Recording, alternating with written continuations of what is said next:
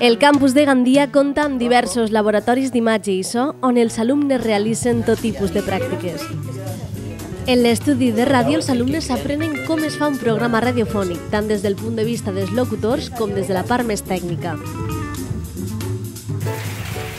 La càmera anecoica és una de les instal·lacions més peculiars. El seu interior està recobert d'una sèrie de materials que absorbeixen totalment el so.